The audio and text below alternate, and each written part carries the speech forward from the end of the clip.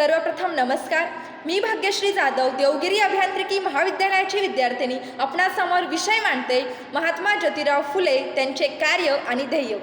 ज्या काळात स्त्रियांना शिक्षण म्हणजे काय हे माहिती नव्हतं, ज्या काळात स्त्रियांना फक्त चूल आणि मूल एवढंच त्यांच्या पदरी होतं, हीच गोष्ट महात्मा ज्योतिराव फुलेंनी ओळखली आणि त्यांनी ठरवलं, या समाजाला जर अज्ञानाच्या अंधकारातून, या समाजाला जर अज्ञानाच्या गुलामगिरीतून बाहेर काढायचं असेल तर शिक्षणाशिवाय पर्याय नाही. आणि त्यांनी हीच ठोक भूमिका डोळ्यासमोर ठेवली आणि एक दिवस ते सावित्रीबाईंना म्हणाले, आता जर आपल्याला या समाजाला अज्ञानाच्या गुलामगिरीतून बाहेर काढायचं असेल तर शिक्षण नावाचं शस्त्र इथल्या प्रत्येकाच्या हातात देणं आपल्याला आज काळाची गरज आहे.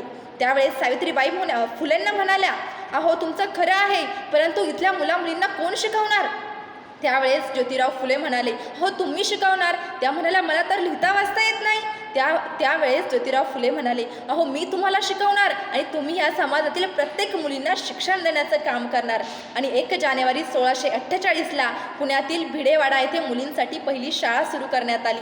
एक काळ असा होता जिथं मुलींना फक्त चूल आणि मूल एवढंच माहिती होतं, परंतु ह्या 2 व्यक्तींनी, ज्योतिराव फुले आणि सावित्रीबाई फुले यांनी या शिक्षणाचा प्रवाहात मुलींना आणलं आणि मुली आज या उच्च पदावरती काम करताना आम्हाला दिसायला मिळतं. आज ज्या ज्या लोकांनी देवांची पाय धरली ती लोक आज देवदासी झाली आणि आज ज्या ज्या लोकांनी पांडुरंगाची पाय धरली ती लोक आज वारकरी झाली.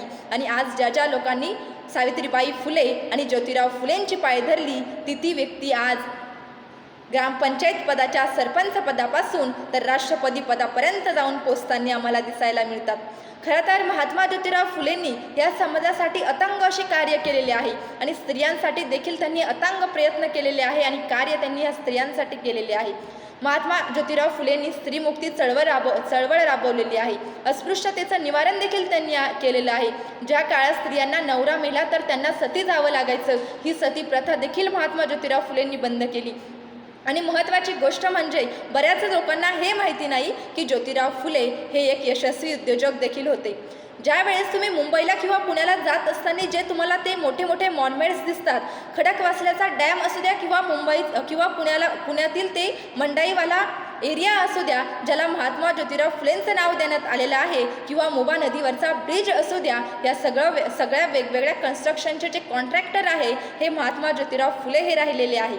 आणि महत्त्वाची गोष्ट म्हणजे महात्मा ज्योतिराव फुलेंनी एक कंपनी स्थापन केली होती, पुणे कॉन्ट्रॅक्टिंग अँड कमर्शियल नावाची कंपनी देखील त्यांनी स्थापन केली होती, जिथं खडकवासल्याचं पाणी त्यावेळेस ते लोक वापरत नव्हते. त्या कालखंडात त्यांचं असं म्हणणं होतं की हे साचलेलं पाणी वापरल्यामुळे आमच्या शेतीचं नुकसान होतं आहे, आमचं पीक येते नाही, आम्हाला नापिकी येते. आणि हेच सिद्ध करून दाखवण्यासाठी महात्मा ज्योतिराव फुलेंनी हडपसरमध्ये 100 एकर जमीन विकत घेतली आणि 10 एकरमध्ये त्यांनी ऊस लावला आणि बाकीच्या ठिकाणी त्यांनी गुळाचा व्यवसाय चालू केला. आणि त्या काळचे ते एक यशस्वी उद्योजक देखील होते.